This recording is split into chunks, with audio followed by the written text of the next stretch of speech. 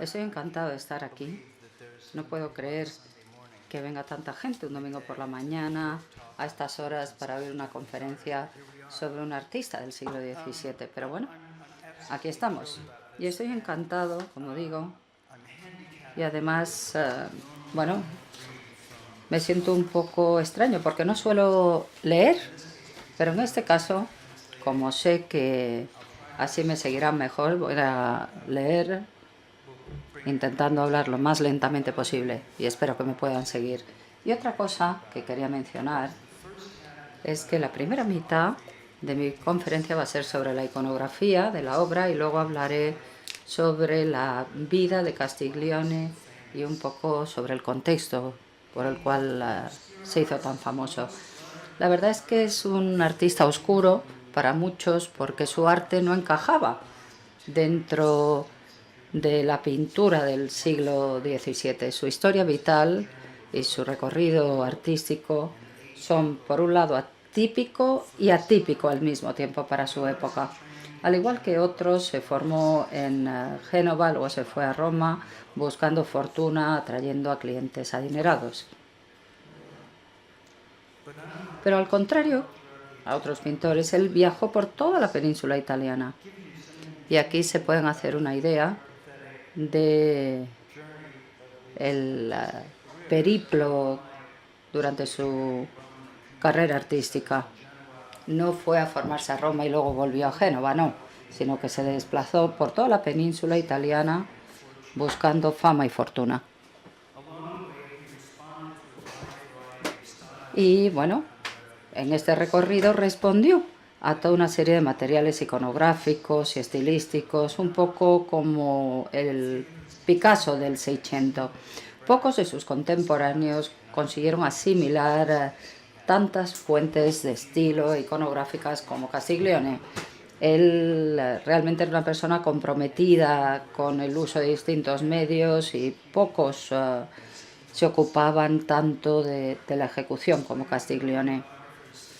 A pesar de lo que dicen algunos de sus primeros biógrafos, como Raffaele Soprani, que escribió a finales de los años 70 del siglo XIX, sabemos que Castiglione era más que un animalista, más que un pintor de viajes patriarcas como esta obra del viaje de Jacob. Él hizo muchísimos retratos, pero también muchísimos retablos religiosos muy importantes, como la Inmaculada Concepción del año 1649-50, que realizó para clientes de los Márquez.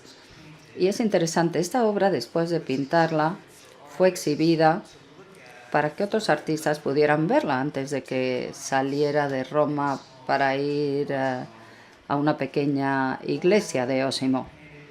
También pintó a mediados de los años 50 del siglo XVII esta composición maravillosa de la crucifixión con San Bernardo de Clavaral. Pintó también para iglesias al oeste de Génova. También pintó temas mitológicos como Deucalión y Pirra en el año 1653, que ahora se encuentra en Berlín. Y además fue un grabador magnífico, brillante. Aquí vemos un ejemplo de Circe, que transformó a los hombres de Ulises en animales. Esta obra ejecutada en 1648. De hecho, Castiglione fue el primer artista conocido que utilizó como modelo en sus grabados a Rembrandt. Pero al contrario de Rembrandt, bueno, vemos esta pequeña figura del moro, de este africano aquí, tomada de este grabado que vemos aquí al otro lado, y este joven lo pueden ver aquí también en el grabado. Finalmente tenemos alguna documentación que demuestra que no solo le interesaba el estilo, sino que también se fijó en los grabados de Rembrandt a través de Cornelius y Lucas de Weil. Pero hay una diferencia entre Rembrandt. Rembrandt es la excepción porque Rembrandt, él grababa en sus propias placas, sus propias planchas, mientras que Castiglione vendía estas placas a editores y los editores luego imprimían los grabados, ¿no? Yo, Timothy Standing, grabaría mis propias placas, luego se las vendería a Andrés como editor, él me daría 10 escudos, eso si yo fuera Castiglione, ¿no? Y luego yo me iría y Andrés vendería esos grabados, un escudo cada uno, ¿no? Y como probablemente vendería 150 ediciones del grabado, bueno, pues ganaría mucho dinero. Al mismo tiempo, a lo largo de su carrera, Castiglione se fijó en Tiziano. Aquí tenemos este dibujo que está en el castillo de Windsor, basado en el amor sagrado y profano, que ahora está en la Villa Borghese, en Roma. También dedicó mucho tiempo a mediados de los años 30 del siglo XVII, prestó mucha atención a Nicolas Poussin, como vemos en este dibujo, está en una colección privada en Texas, basado en la Asunción de la Virgen María, que está en la Galería Nacional de Washington. Pero Castiglione también trabajó en monotipo, en el formato de monotipo. Muchos de sus temas lo plasmó en monotipos. De hecho, Guillermo, cuando estaba aquí esta mañana, hablaba de cómo se hace un monotipo. Un monotipo consiste en tomar una plancha que puede ser de cobre, de zinc o incluso de celulosa, de plástico transparente o algo parecido. Luego se pone tinta encima y luego se seca, se retira la tinta y lo que queda se cubre con papel húmedo. Luego se pone un poco de fieltro sobre el papel, se filtra en la prensa y esa es la imagen que sale, el monotipo. A veces queda algo de residuo de tinta en la plancha, ¿no? Y es lo que se llamaría una prueba fantasma. Aquí tenemos un ejemplo. El primer ejemplo está en la Biblioteca Nacional de París. Fue propiedad de Vivant Tenant, asesor de Napoleón, y lo compró en Venecia. Y la segunda impresión que vemos aquí está en el castillo de Windsor, en la colección real, forma parte de la colección real británica. La pregunta es, ¿por qué hay tantas obras de este artista en Windsor? Pues porque Jorge III compró la mayor cantidad de dibujos de Castiglione a su embajador, el cónsul Smith, que los había comprado a la Sagrada Familia de Venecia, que a su vez lo había comprado a los Gonzaga de Mantua, que los habían robado a la familia de Castiglione cuando éste murió.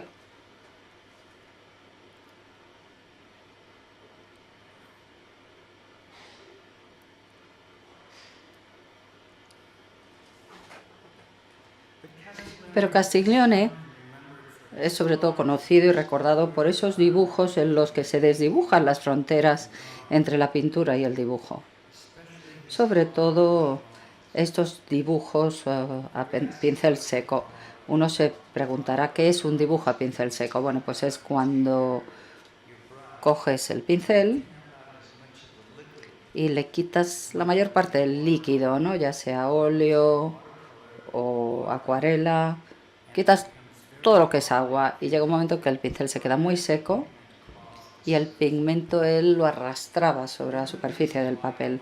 Una de las razones por las que se seca el pincel es para que el óleo no manche el papel como si fuera un trozo de bacon en un papel de estos de los que se utilizan de cocina, ¿no? Con lo cual estamos hablando de un artista que dibujaba con pigmentos de óleo sobre papel no preparado, no imprimado. Hay aproximadamente 500 hojas de papel en Norteamérica de Castiglione 375 son auténticas de Castiglione. Pero hay muchos problemas porque hay muchas otras que no se saben si son suyas o no esas obras, porque había mucha gente que trabajaba en su estudio. Podemos decir que son algunas de las obras maestras de la época. Esto hace referencia a una pintura que está en Kansas City, Omnia Vanitas. Castiglione no hacía una serie de dibujos preliminares antes de pintar una obra más importante, sino que una vez que tenía ya el concepto en su mente de la composición que quería hacer, lo plasmaba directamente, no hacía muchos dibujos preparatorios. Escribir sobre Castiglione se hace más complicado cuando intentamos integrar su vida, sus episodios de vida en su recorrido artístico. Hay muchos documentos de juicios como este que vemos aquí. Esto es un archivo. Hay más de 500 hojas en este archivo que hay que leerlas consecutivamente. Están atadas con una cuerda. Esto se consiguió de un notario del año 1656. La manera de encontrar un documento es cogiendo el índice o la pendetta en italiano. Imaginaros, el índice ¿cómo está indicado? Bueno, pues por el nombre de pila. ¿Cuál es el nombre más popular en italiano? Giovanni. Así que imaginaros, hay muchísimas páginas de Giovanni, Giovanni Sestuni, Giovanni Ignoto, Giovanni no sé qué, Giovanni Benedetto, Giovanni Battista Castiglione, y tienes que repasar todo el archivo hasta que encuentras un número. Y ese número es el que te lleva a una página.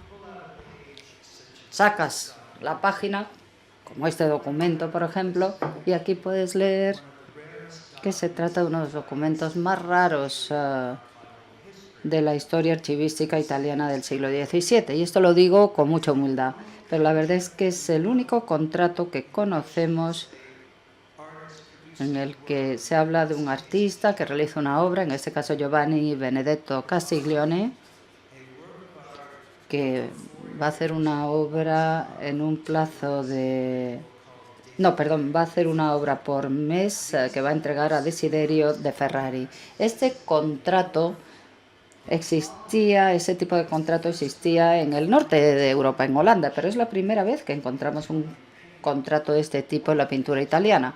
Y una de las razones por las que no tenemos muchos documentos sobre artistas o de artistas es porque, bueno, ellos negociaban de otra manera. Normalmente le daban al abogado alguna obra de arte, y así es como yo descubrí que Castiglione había participado en 12 juicios, porque cuando pasé un año sabático en el año 95 en Génova, descubrí un documento de 75 páginas, el equivalente a un pleito entre Castiglione y su abogado, por una cantidad equivalente a 500 euros. El abogado decía que Castiglione no le había pagado lo suficiente y Castiglione decía que el abogado había sido tan malo que por eso él se había visto involucrado en 12 juicios.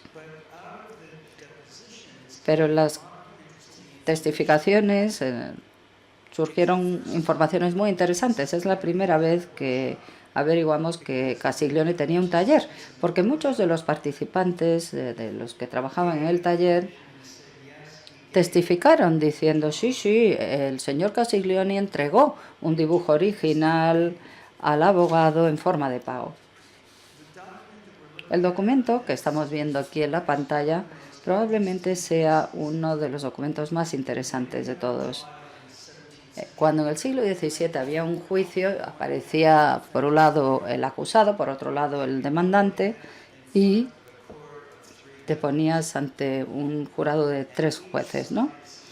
Y cada lado hacía preguntas, o presentaba preguntas a los jueces, y estas preguntas y esas declaraciones eran o bien aceptadas o rechazadas por los jueces. Ellos eran los que decían si merecían ser planteadas en el juicio o no. Así que los abogados, por lo general, daban información horrible sobre Castiglione y su hermano Salvatore.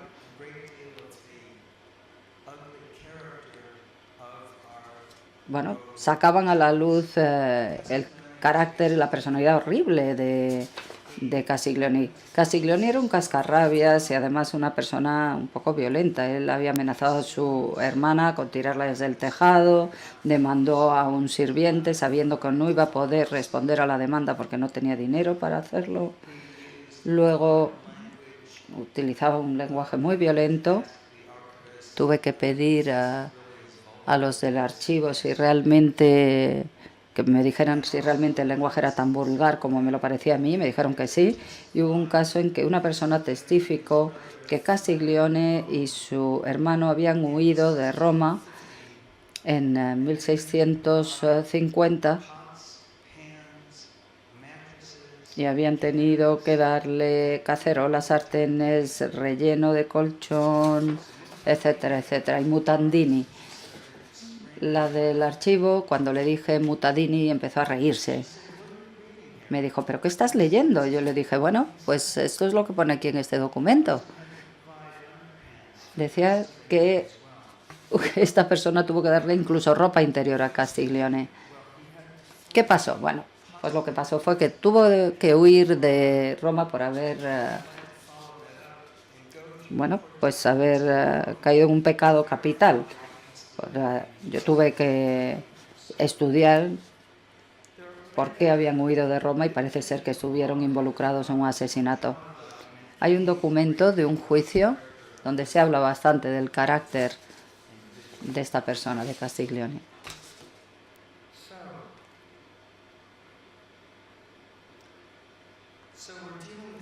Estamos hablando entonces de un artista cuyas complejidades estilísticas y su historia vital de hace 400 años nos obliga a pensar un poco de forma creativa y olvidarnos un poco de las cosas que acabamos de hablar sobre él.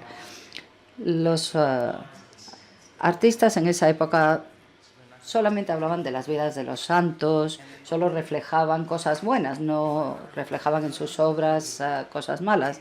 La única biografía donde se habla de su carácter no se publicó nunca, solo existe en forma de manuscrito. Es una obra de Nicola Pío.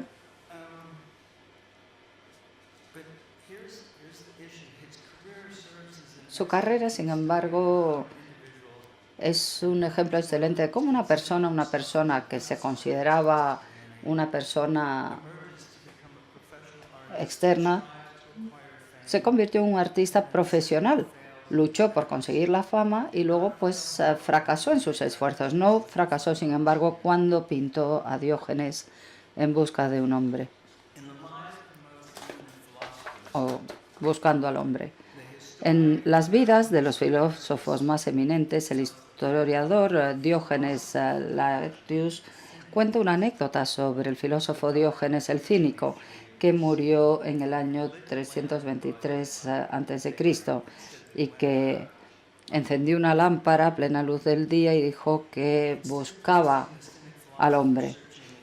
Castiglione, en lugar de situar al filósofo en un entorno urbano, le situó en un mundo podrido de una civilización pasada. Llenó el fondo y el entorno con restos de arquitectura clásica, estatuas, objetos de cerámica, trofeos de caza, huesos repartidos. Diógenes no encontró su ideal, pero descubrió un mundo habitado por un dios río con manantial seco, un sátiro con cara de pícaro y un grupo extraño de animales, un búfalo, un pavo, un cordero, un par de conejos. Se trata de un mundo posapocalíptico, pero un mundo representado como una vuelta de tuerca. Los habitantes se lo están pasando bien, los habitantes de este mundo. De hecho, es un poco como si hubiera llegado a Los Ángeles, ¿no? Teniendo en cuenta lo mucho que le gustaba dar un segundo sentido a sus composiciones, es bastante probable que en el caso de estos animales también podamos encontrar una segunda lectura, ¿no? Por ejemplo, la tortuga representa la pereza, el mono la ignorancia, etc. Muchos de sus contemporáneos habían representado ya a Diógenes, como Salvator Rosa, Mattia Preti, Giuseppe Rivera, pero en Italia nadie le había representado a Diógenes buscando al hombre. Nunca se le había pintado tan bien como en esta obra, donde le vemos representado de esta manera. Castiglione hizo un grabado de este tema y lo firmó y dató en el año 1648. Y también dedicó el grabado. También vemos estas letras aquí abajo, donde se decía que había pasado la censura del Vaticano en aquella época, en el sentido que podía imprimirse y se hacía también publicidad de donde se podía haber comprado. Tengan en cuenta que en la era preenciclopédica, los protestantes y católicos de Roma compraban este tipo de grabados y los repartían en veladas, en sus casas, donde se hablaba del significado de estas imágenes, ¿no? Este grabado probablemente precedió a la pintura, y aquí vemos cómo siguió un método de marketing bastante común en el siglo XVII. Salvador Rosa hizo lo mismo, aunque mostró un episodio diferente de la vida del filósofo Diógenes, donde Diógenes se encuentra con Alejandro Magno y el emperador pide a Diógenes qué puede hacer por él, y Diógenes le dice: pues que te quites en medio, me estás bloqueando la luz del sol. El protagonista en la obra de Castiglione, tanto en el grabado como en la pintura posterior que está aquí en el Prado, podrían hacer alusión a una versión actualizada de una figura medieval llamada Elk. Elk, que se podría considerar el hombre corriente, el hombre común, y su antítesis conocido como Nemo, don nadie, ¿no? Esto está en el Museo Británico. Este es un grabado donde vemos una información adicional. Castiglione tuvo acceso a muchos grabados holandeses en Génova cuando trabajaba con Poggi, su maestro, y otros coleccionistas genoveses como Jerónimo Balbi también tenían muchos grabados flamencos. Pero es importante que expliquemos algunos elementos de esta composición, debido a su posible significado en este grabado y el posible significado que podría tener en la obra de Castiglione. Elk significa el hombre corriente, ¿no? Y lo vemos aquí con toda una serie de santos y proverbios. El proverbio del centro, vemos a Elk con objetos de este mundo sobre un vidrio roto. Vemos que con una linterna busca en una pila de barriles, balas, cartas y objetos, que significa la distracción de la vida. A la izquierda, otras dos figuras tipo Elk están haciendo un tira y afloja con un trozo de tela. Cada uno se intenta quedar con más tela, y en el fondo vemos un cuadro que constituye el tema moral. Muestra a un tonto sentado entre una pila de objetos rotos, mirándose en el espejo. Este tonto representa a Nemo, al don nadie, como podemos ver en esta inscripción. Nadie se conoce a sí mismo. En esta imagen moralizante, Bruegel condena la búsqueda egoísta de objetos terrenales, pero también sabe, a través de esa imagen del tonto, que es la imagen del presidente electo, una manera de conquistar el vicio. Solo a través del conocimiento de uno mismo o de sí mismo puede Elk liberarse de las vanidades del mundo. Como Nadine Orenstein comenta, hablando de este grabado, en línea con el gusto de los humanistas del siglo XVI y los retóricos, a los que les gustaba jugar con diferentes capas de significado y hacer referencias a la Biblia, a la antigüedad clásica y la literatura. También debemos reconocer que hay múltiples lecturas del hombre común que se solapan y se complementan mutuamente. En otras palabras, el significado gira alrededor de la búsqueda vana del hombre común, de búsqueda del hombre común de bienes terrenales y de conocimiento. Bruegel probablemente quería que esa linterna, que esa lámpara, hiciera alusión a Diógenes y su búsqueda, y tomó prestado el motivo de Guillaume de la Perrière, que mostró al antiguo filósofo en su búsqueda como evidencia de su sagacidad en la Morosofía en el año 1553. La inclusión de Bruegel de esta figura podría hacer alusión a otra escena de Diógenes similar a la del grabado de Salvador Rosa que vimos antes. La riqueza del grabado viene de esas distintas capas de lectura. Igual que Castiglione también tiene distintas capas de lectura en su Diógenes buscando al hombre que tenéis aquí en el Prado. Los humanistas probablemente podían decodificar todas estas lecturas, igual que nosotros hoy podemos descodificar esas otras imágenes. Así es como nosotros interpretamos las imágenes. Aquí tenemos dos imágenes de Homero, de Homer Simpson. Vemos que aquí aparece como el hombre común, y luego aquí tenemos al que explota después de haber comido demasiado cuando su entrenador se va a trabajar para otros clientes en el año 2009. Castiglione siguió esta tradición humanista creando un cuadro y un grabado que iba dirigido a públicos educados que entendían y sabían cómo leer estos múltiples significados en sus imágenes. Él simplemente utilizaba las tradiciones literarias y visuales de su época. Realmente eso es lo que hace que la historia del arte sea tan interesante. Aquí encontramos un dilema, al menos para mí. Diógenes es una personificación del artista vilificado. ¿Es Castiglione simplemente intentando enfrentarse al cliente que le obligaba a pintar cosas así?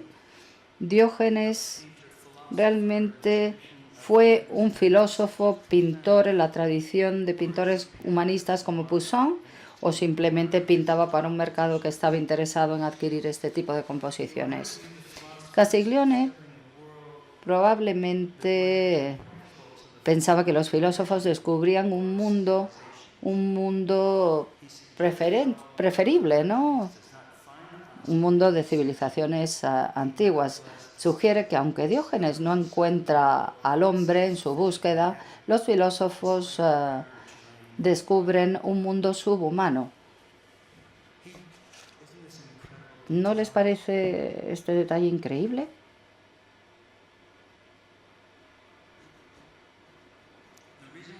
La razón por la que incluyo esta imagen donde se ve tanto detalle es porque realmente es extraordinario el estado en que se encuentra esta obra. La mayor parte de las obras de Castiglione, desgraciadamente, pues se han deteriorado mucho, ¿no?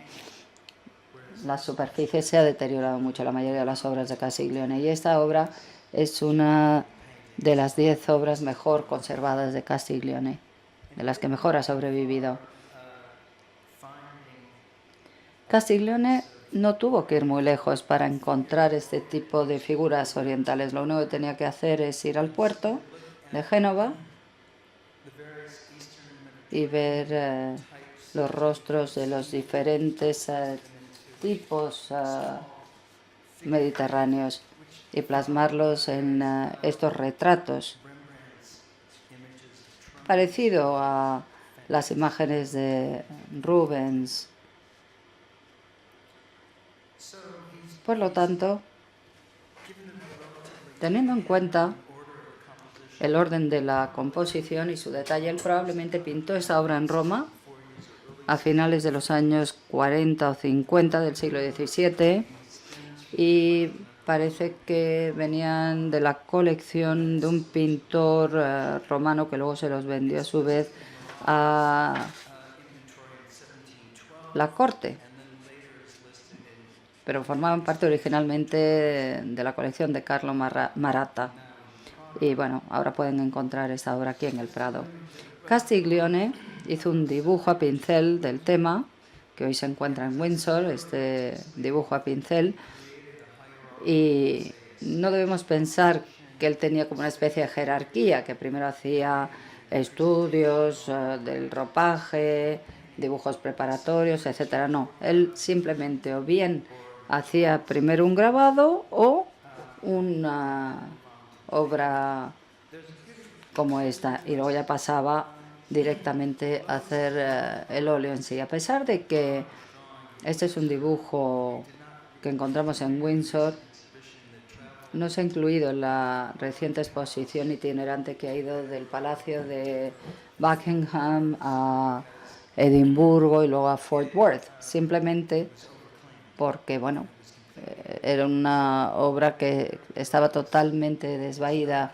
Lo que vemos aquí en blanco no encaja con la mayor parte de los dibujos de este tipo de Castiglione. Y bueno, vemos aquí un montón de animales, un paisaje iluminado por el sol, muchos objetos. Todo esto demuestra que Castiglione era un pintor brillante. Pero antes de volver a la obra en sí, me gustaría mostrar también el hecho de que una obra como esta probablemente precedió a la obra, igual que esto probablemente fue el dibujo que precedió a esta otra obra.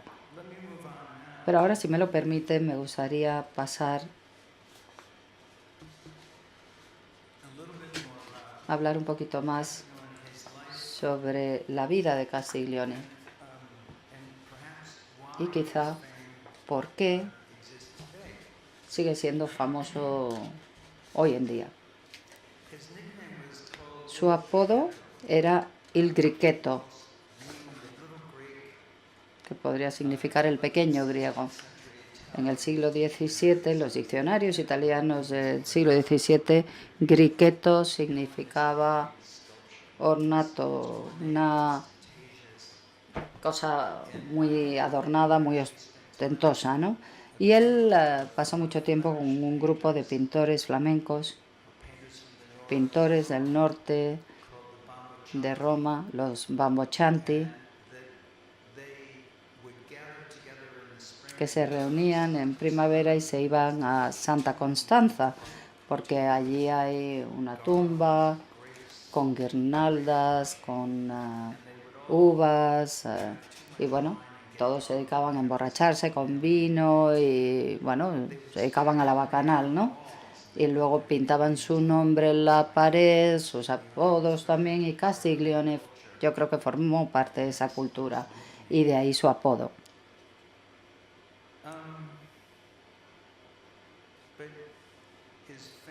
Pero su fama realmente se la debemos a los expertos en dibujo de los siglos XVII y XVIII de la zona de Venecia y luego también en París. Castiglione era muy conocido por muchos escritores del siglo XVIII. Se le conocía como Le Benedetto y fue objeto de colección por parte de muchos expertos de París del siglo XVIII. Cuando hicimos la exposición en Denver, mostramos dibujos de muchos artistas. Y yo le preguntaba a la gente, bueno, ¿cómo pensáis que se hizo este dibujo? Decían, pues eso debe ser un dibujo hecho de tal o cual manera. Y yo les decía, no, os equivocáis, os equivocáis. No es tiza roja ni canti porque todavía no se había inventado. De hecho, es un dibujo a pincel seco con óleo sobre papel no preparado. Y como podéis ver, hay algunas manchas de pintura que atraviesan el papel en la esquina superior izquierda. Esto Lo podemos ver en la colección de la Escuela de Bellas Artes de París, esta obra, esa imagen de David y Saúl. Y Castiglione, a lo largo de toda su carrera, aprendió a trabajar con este medio de óleo sobre papel no imprimado, sobre papel no preparado. Y sus primeras obras mostraban mucha saturación del óleo que empapaba el papel y lo ensuciaba, pero a medida que continuó utilizando esa técnica, bueno, pues empezó a adquirir mayor destreza y se hizo muy conocido por esta técnica. Él integró muchos motivos diferentes, un poco como la música de los Beatles, ¿no? A lo largo de toda su carrera él fue integrando diferentes motivos. Aquí vemos cómo se fijó en Poussin, cómo podía equilibrar los óleos con los pigmentos y luego cómo consigue este resultado magnífico con este circe, transformando a los a los hombres de Ulises en animales. Hay que tener en cuenta que Castiglione, bueno, yo creo que aplicaba pigmento con palitos, ¿no? Con los palos de los pinceles, y luego también utilizaba otros pinceles más vastos, y esto se puede ver en muchos de estos viajes, en muchos de estos dibujos.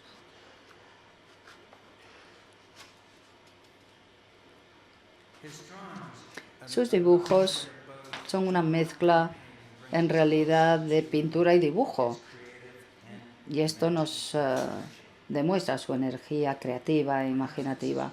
Y quizá por eso los observadores contemporáneos tenían dificultades a la hora de describir la obra de Castiglione, ¿no?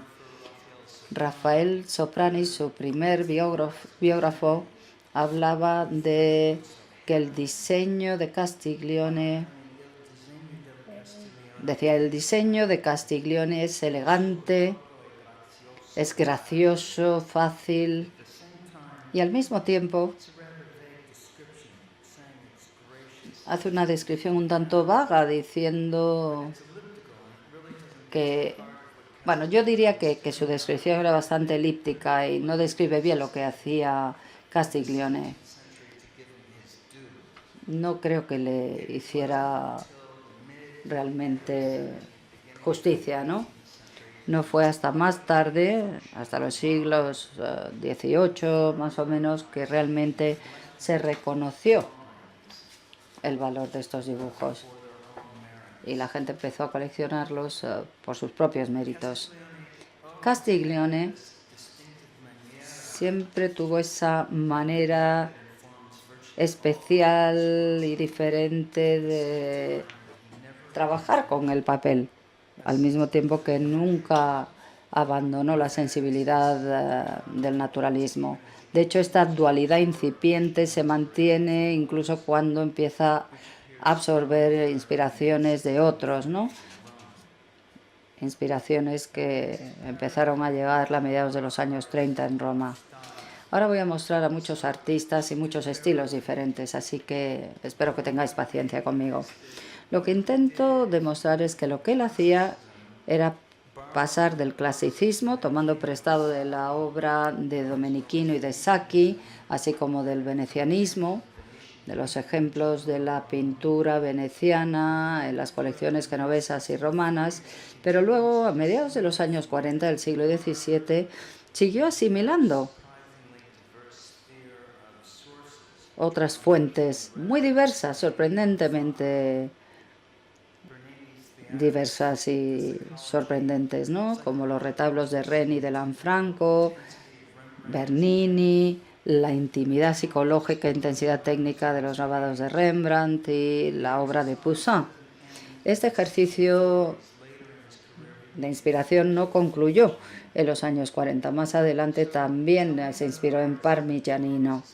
Decidme qué otro artista fue capaz de absorber tantas fuentes diferentes de artistas tan distintos en el siglo XVII. No encontramos otro como Castiglione. Por lo tanto, lo interesante es que Castiglione, en su Diógenes buscando al hombre, bueno, pues demuestra su destreza pintando animales, pintando todo tipo de motivos psicológicos, etcétera, temas pseudopsicológicos que siguen bastante, en mi opinión, la tradición de Poussin. Su inspiración en otros fue oportunista y, bueno, para nada pretendían superar las carencias que él pudiera pensar que tenía. Él pasó toda su carrera intentando conseguir una serie de fines artísticos. Y si vemos su obra en general, podríamos decir que era el hijo adoptivo de lo que los historiadores consideran el centro y la periferia. Su arte ha sido difícil de categorizar en la nomenclatura de la historia del arte del Seicento, y puede que fuera porque Castiglione reaccionaba ante muchos artistas diferentes, se inspiraba en muchos artistas diferentes. El problema era que no sabían cómo abordar el arte genovés. Por eso yo creo que la historia está todavía por escribir. La historia de los artistas genoveses y la historia de la escuela de Génova, con la misma claridad, detalle y profundidad que ha ocurrido en la pintura boloñesa, napolitana, florentina y romana. Si leemos todos los problemas que rodearon la carrera artística de Giovanni Benedetto Castiglione, yo creo que podremos llenar esta brecha. Él se autoproclamaba genio en este grabado Genium Io, en el cual proclamaba que él era un genio. Y de hecho lo pone aquí escrito. Vemos cómo suenan los tambores, el cuerno, todo es fecundo. Los conejos están procreando, la corona de la gloria está a punto de llegar, y aquí le tenemos con esas plumas basada en la iconología de Ripa. Sabemos que esto significa fecundidad.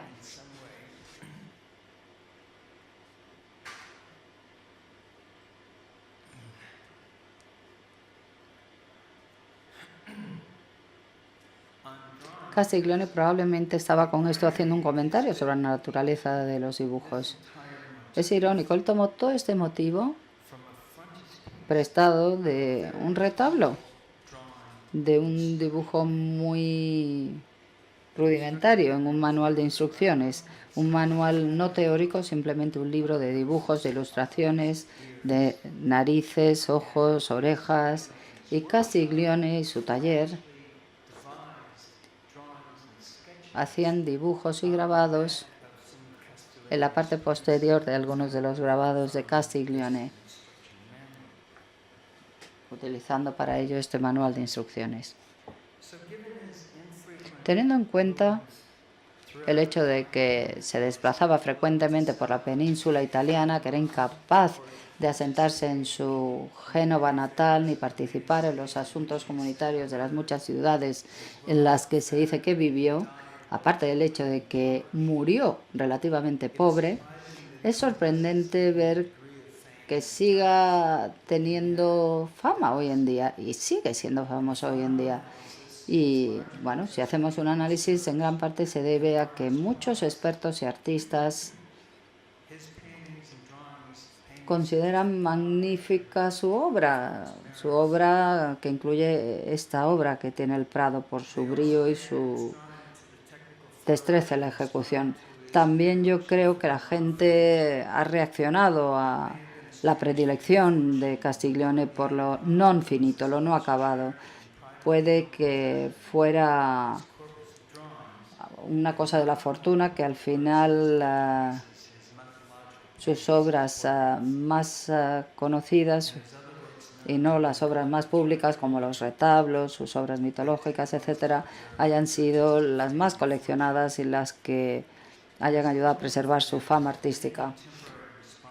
Sorprendentemente, la verdad es que hubo muy poca reacción de sus contemporáneos a la obra de Castiglione durante su vida, ¿no? De hecho, lo que sabemos sobre él, las pocas biografías que se escribieron cuando él murió, pues tampoco nos dicen mucho. Pero bueno, ahora hay documentos nuevos que se han descubierto en los últimos 20 días que nos ilustran un poco más. Yo creo que la fama de Castiglione fue el resultado de sus propias obras, porque sus dibujos eran buscados y coleccionados por muchos artistas y expertos del siglo XVIII.